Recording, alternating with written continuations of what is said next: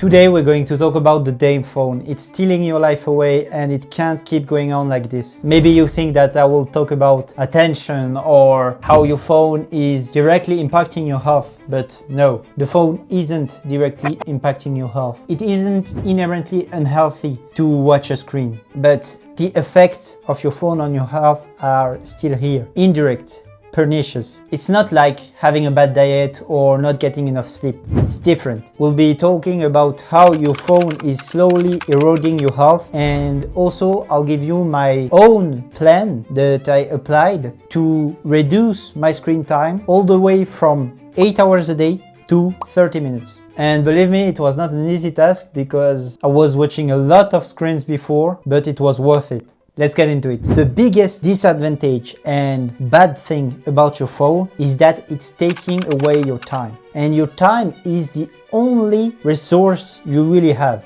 Everything you want and you need and you have in life costs time. Your relationships, money, anything you want to buy, health, it doesn't matter what you could think of, it costs time, always. And your phone is stealing you of that time. And people spend way too much time on their phone. I think like the average screen time is around 6 hours. It's crazy. You spend 8 hours in bed, 8 hours to work, 1 or 2 hours to eat and shower and do everything else. That's 18 hours. The 6 hours left are spent on your phone. Most people spend more than 90% of their free time on their phone. It's crazy. This graph illustrates it really well. I've seen it in a TED Talk a few years ago. Here, all of the little dots are a month of your life, and every black dot are a month spent on a screen. And it's based on the average screen time when the graph was created. So it might be even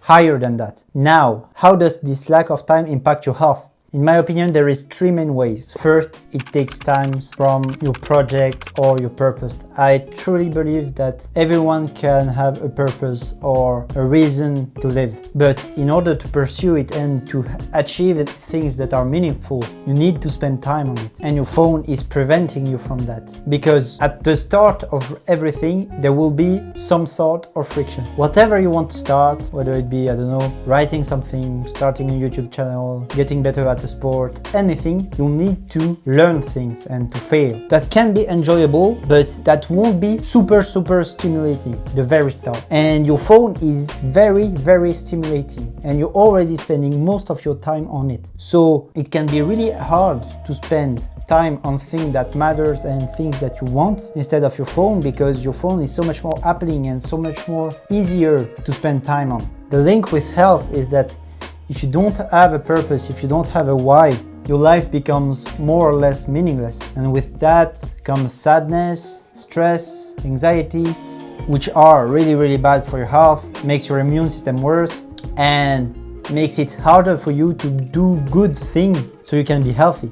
It's harder to exercise and eat well when you have anxiety and you're sad and you're tired, rather than if you have time, you're happy and you're motivated. That's just common sense. So first reason, it's harder to do things that are truly meaningful. Second reason, your relationship gets worse for 2 reasons. First one, I think we can agree that most of the screen time is spent on social media like Instagram, YouTube, TikTok, things like that. And these apps promise you sociability, writing with others, interacting, reacting, liking, disliking, these kind of things. But it's fake. Like, you're not face to face with the person. You can't be confronted as well. You can hide, you can wait to respond to the message, you can think about what you're going to say. You don't have to look into someone's eyes, and that changes a lot. Now, the link with health is that it will greatly impact, again, your mood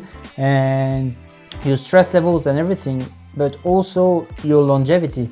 Because I think that for most people, of course, they want to be healthy because they want to have energy, they want to feel well and everything else, but a big part of health is longevity. Who wants to be healthy and die young? No one. So believe it or not, relationships are one of the key aspects of longevity. Actually, 2 of the main common denominator of the people that live really old are exercising daily and a good community, good relationships. That's how important they are for your health and longevity. So that's clear that if your relationships are worse, your health will be worse also. And last one is a lower self-esteem, because whether you want it or not, on social media you will compare yourself to others, and that's a big problem. Not because comparing yourself is bad, but because it's unfair. People post most of the time only things that they're proud of or that's good, like money, like a great body, a great life. Everything seems good, everyone looks happy. Most of the social media posts are like that.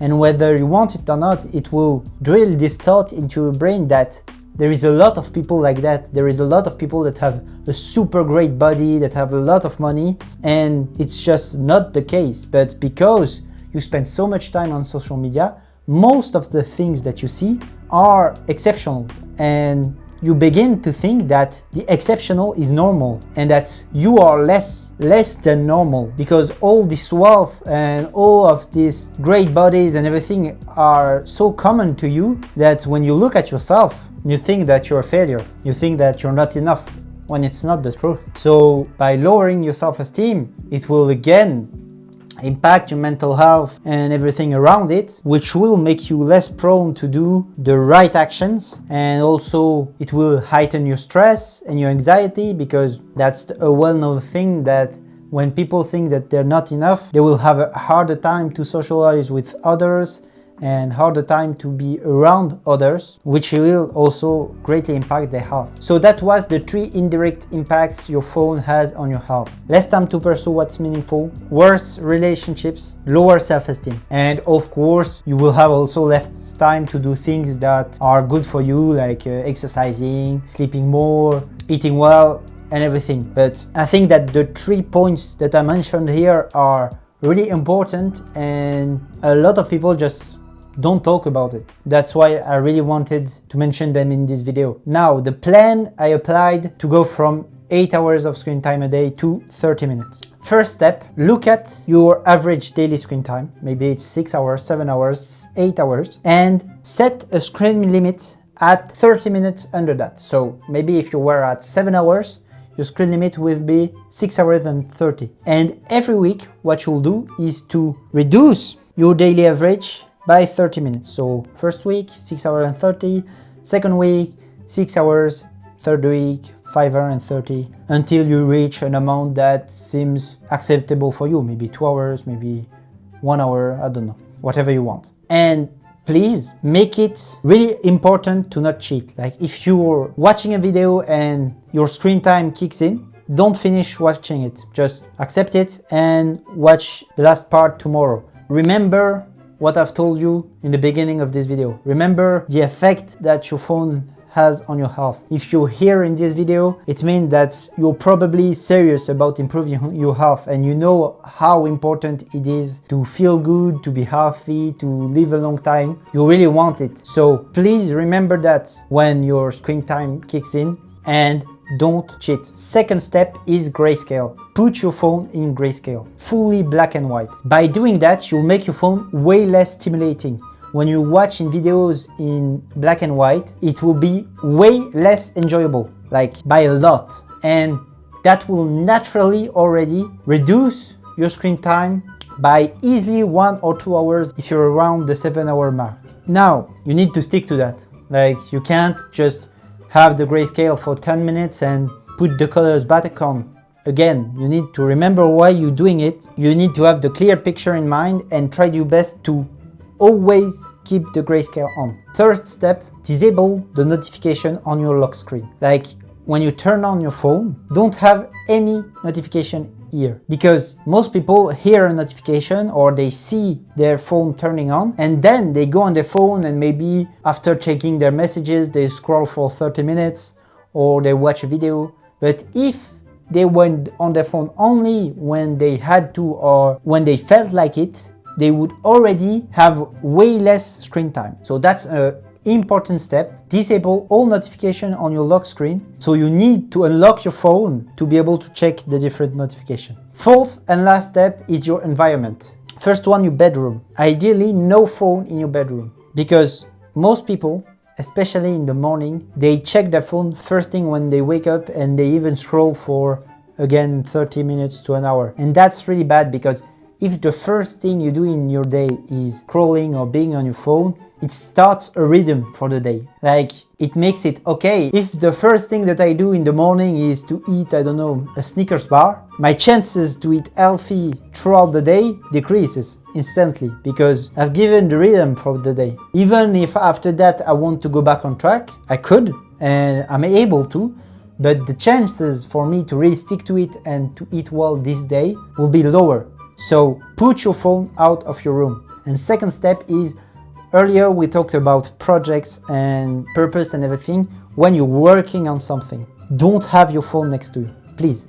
Like, if you work on your computer, or you're writing, or you're reading something, anything you do that you like, don't have your phone next to you. It's just temptation. Like, just want to pick it up and see, why would you have your phone next to you? That just, again, increase the chances that you pick it up and you watch something when you're already doing something that's meaningful or something that you like, that's not your fault. So the 4-step plan is, first, set a daily screen time limit, 30 minutes under your current average screen time. Second, put your phone in grayscale. Third, disable all notification on your lock screen. Fourth, mold your environment so you have less temptation to watch your phone, especially no phone in your bedroom, and no phone next to you when you're doing something that's meaningful or something that you like. As always, the goal of this video is not for you to never watch your phone again. I don't think that 1 or 2 hours of daily screen time is bad. I just think that if it's preventing you from doing things that you enjoy, it's preventing you from having a purpose and doing things that are meaningful, it's bad. But if you can fit it in your day so that you're just cool with it and you can do everything that you want, you have a meaningful life, you're happy and everything, of course, just do it. The goal here, and as always with this channel, that's why I created it, is to give you the tools so you can reduce your screen time and be happier and have a life with more meaning, where you can be healthy and fulfilled. And personally, I think you need to be careful with how much screen you watch if you want to have this kind of life. If you watch here, I'll ask you to put a like on this video. Do the thing I say in my plan, and if in 2 weeks it didn't work at all, like you didn't reduce your screen time at all, and you did what I said, come back and put a dislike. It's the end of this video. Please check in the description for the link of my newsletter. It's really my best work. It's advice and step-by-step guides on how to improve your health. So if you enjoyed this video, you'll definitely enjoy my newsletter. Please go check that out. Subscribe to be notified for my next videos. It's really the best thing you can do if you want to support me. You can also check out my last video here. It's only 1 minute and 51 seconds, and it tells you everything you need to know about how to eat if you want to be healthy. As always, thank you for watching until the end. I'll see you next time. Stay healthy.